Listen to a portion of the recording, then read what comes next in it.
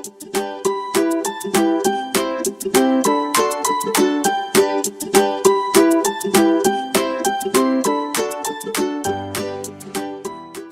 大家好，我是三爪。那大家听我的声音呢，也知道我最近就是有一点感冒，所以呢，更新视频的时间没有像以前那么的快，请大家谅解。那今天呢，我要和大家来录制一个超长的空瓶记。那今天的视频呢，大家就伴随着我浓浓的鼻音来度过一个美好的一天吧。那今天的空瓶记呢，我也是会分成几个部分，因为实在是用过的东西太多了。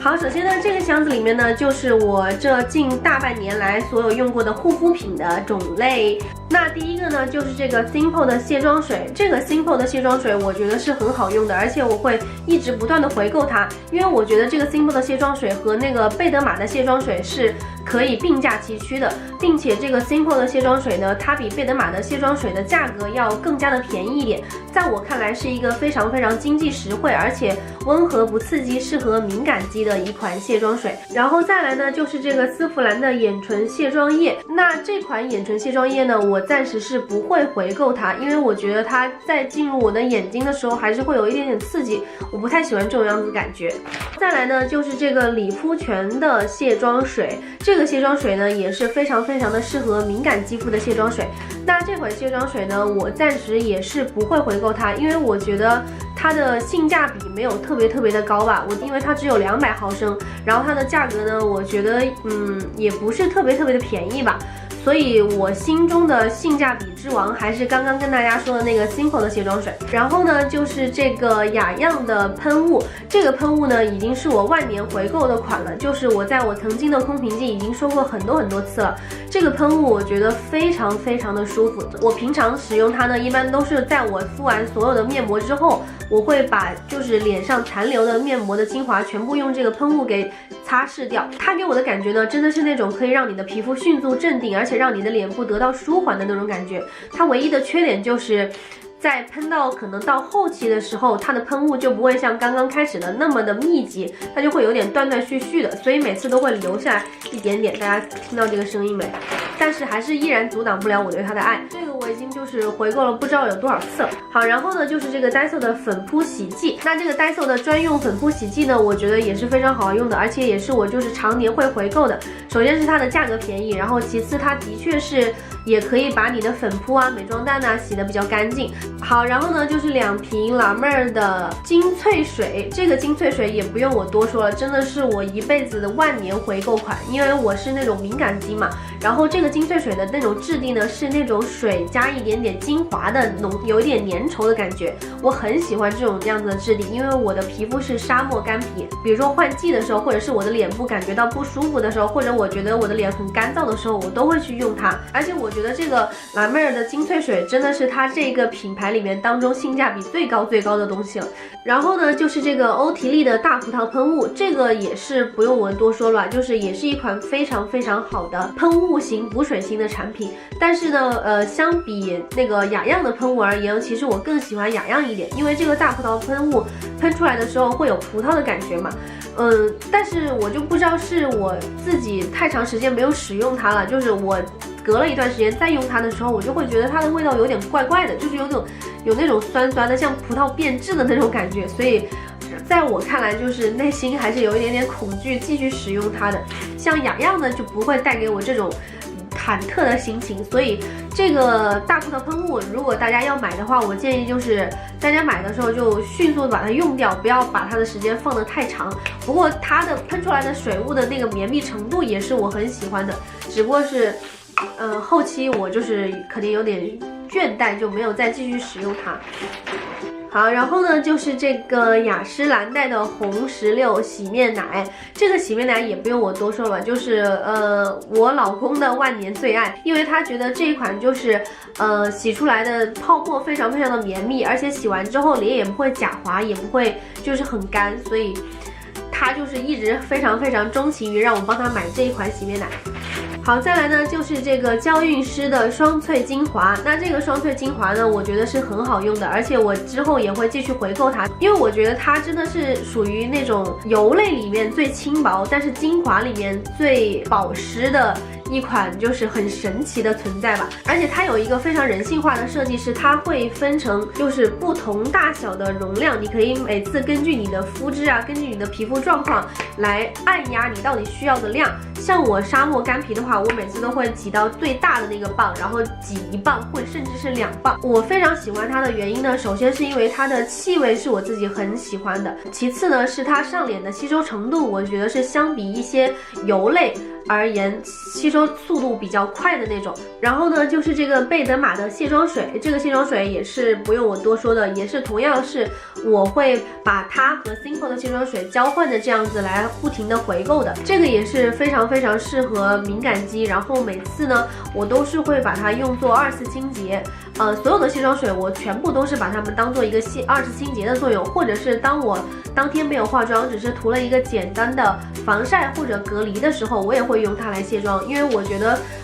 它对于一些比较轻薄的妆容来说，卸妆的力度真的是完全就够的，而且它进眼睛啊或者上皮肤也完全不刺激，所以这个也是我的爱。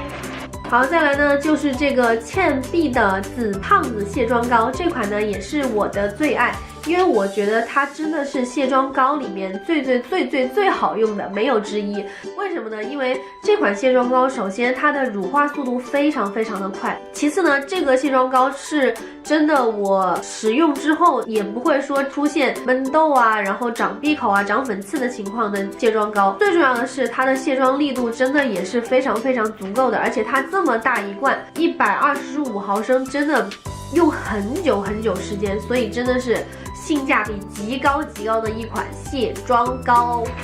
再来呢就是这个 Drunk Elephant 的高保湿的一个面霜，这个面霜呢说实话我自己对它没有太大的感觉，虽然说它有一个非常人性化的设计，它是这种按压式的设计，就你每次要使用它的时候，你就直接这样子按一下，它就出来一个用量，现在还有一点点可以给大家试一下。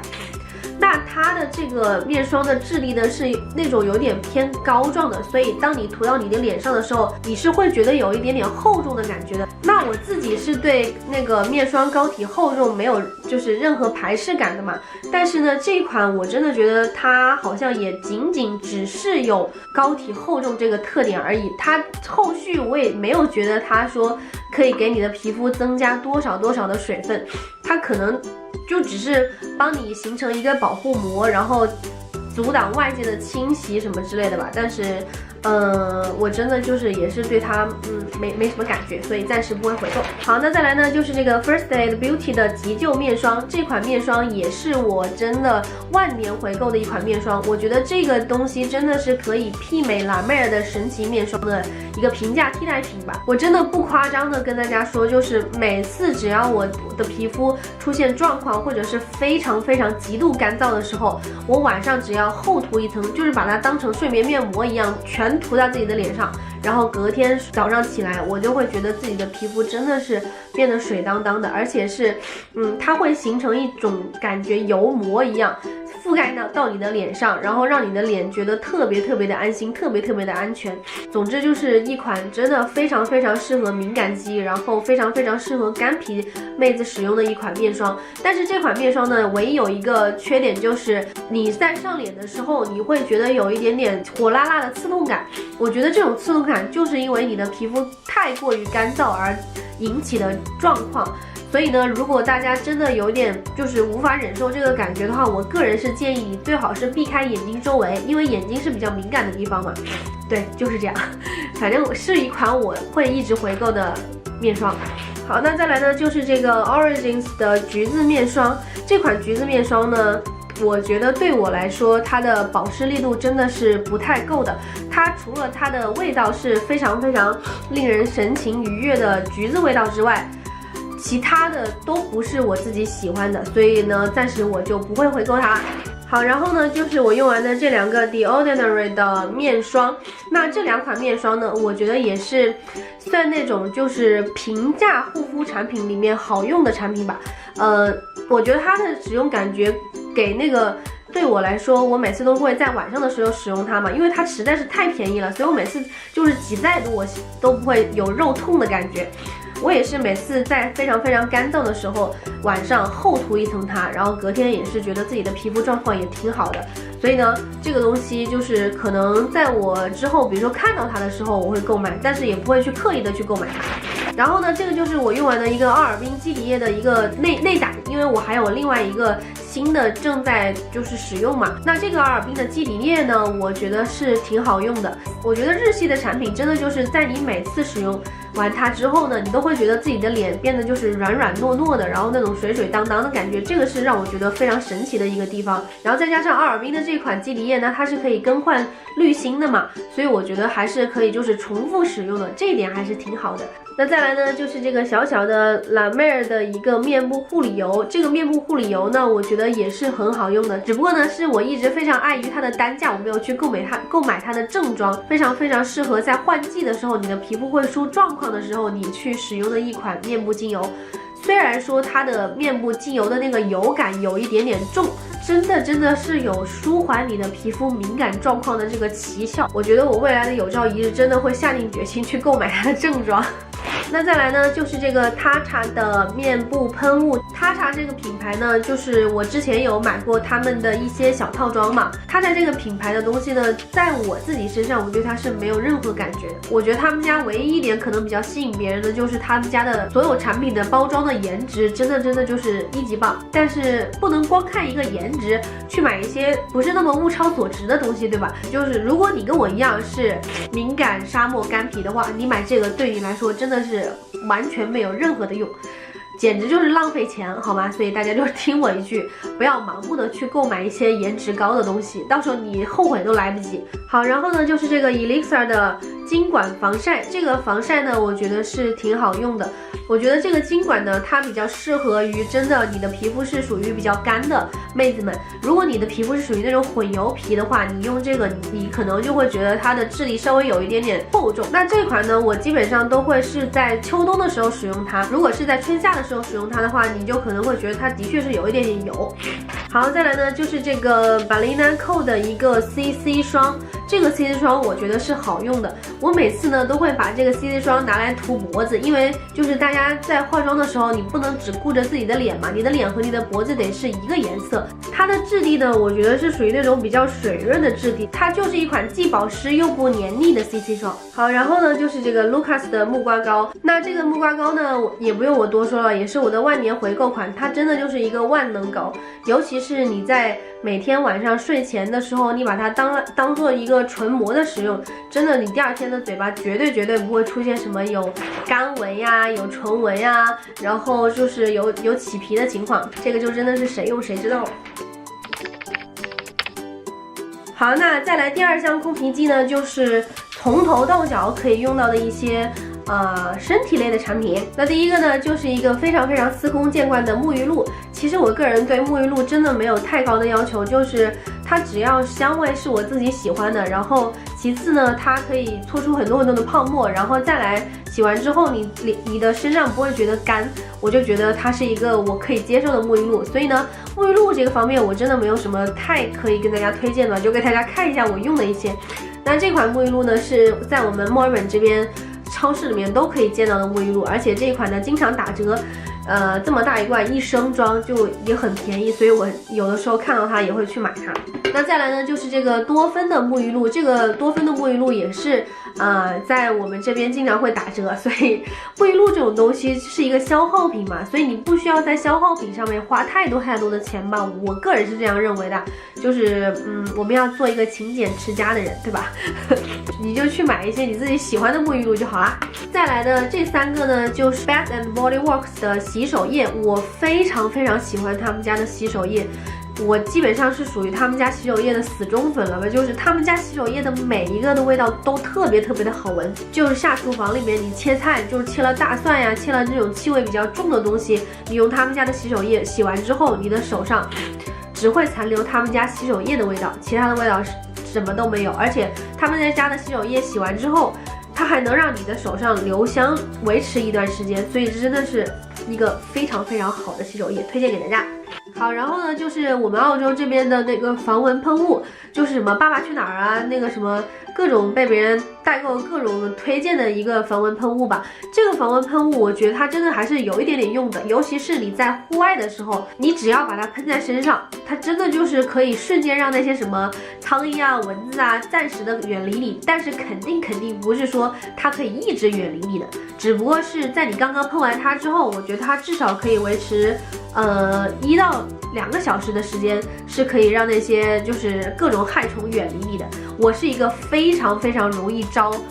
蚊虫叮咬的人，所以我只要出去，或者是哪怕我在家里面，我都非常需要用到这个。这个也是我们家的万年回购款。好，然后呢就是这个 Do It 的护手霜，我个人比较推荐给那些就是家庭主妇，或者是你经常会做家务，或者是经常会干一些就是手部活动的一些工作者。它这款呢，虽然说没有什么香味，但是真的你只要持续的使用它5天到1个星期，你的手真的就可以恢复成刚刚做完手膜的样子。但是呢，因为我自己对护手霜是有要求的嘛，就是我很喜欢那种有香味的东西，所以这款虽然好用，但是它真的是没有什么任何的香味。我自己个人应该是不会回购它，但是我真的非常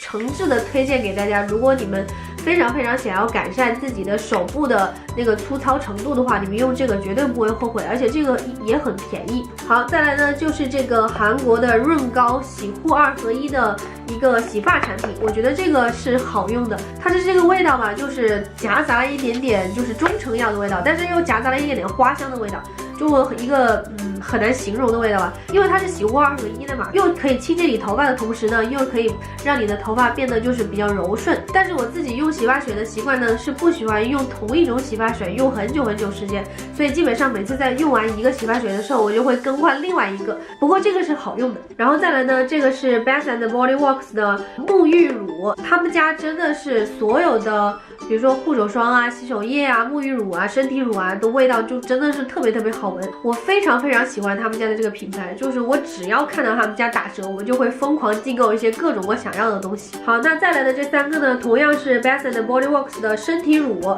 他们家的这个身体乳我最爱的是这个味道，这个味道真的特别的好闻。我好像记得我之前在我的爱用品里面有说到过吧，就是我每次只要擦他们家的这个身体乳，我的老公就会说，哎呀，你今天身上好香啊，什么之类的。所以呢，就是能够被直男夸奖的身体乳的味道，它就是好的味道。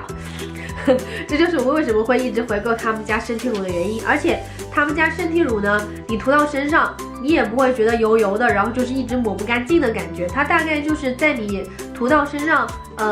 大概稍的按摩个1分钟左右，它就可以被你的皮肤所吸收了啊！这个真的是一级棒，推荐给大家。好，然后呢就是这个干发喷雾，这个干发喷雾呢，它有每个不同的包装，我也不知道每个不同的包装到底有什么区别，但是我觉得这个干发喷雾是很好用的，就是每次比如说在你不想要洗头的时候，或者是你每次懒得去洗头的时候，但是你又要急于出门去干嘛，去应酬啊，怎么样的，你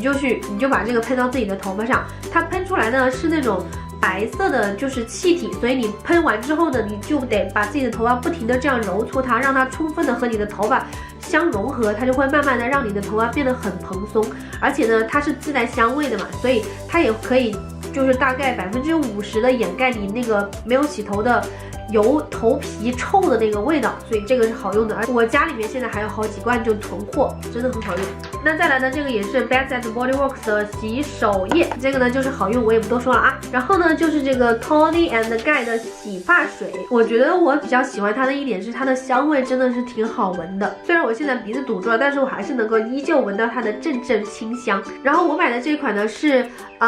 针对于干性发质的，反正我每次用完这款呢，我觉得它至少不会让我的头发打结，然后呢我的头发洗完之后也不会变成那种枯草一样的那种质地。好，然后呢就是这个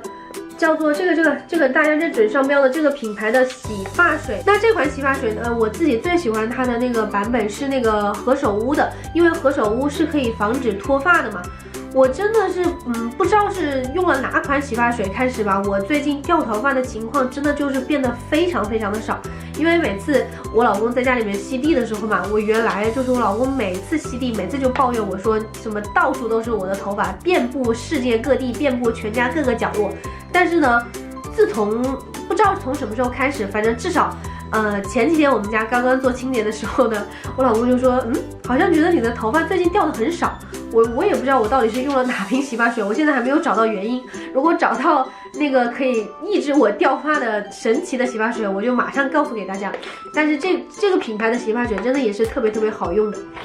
好，再来呢就是这个 Loretta 的护发精油。那我对这个护发精油呢，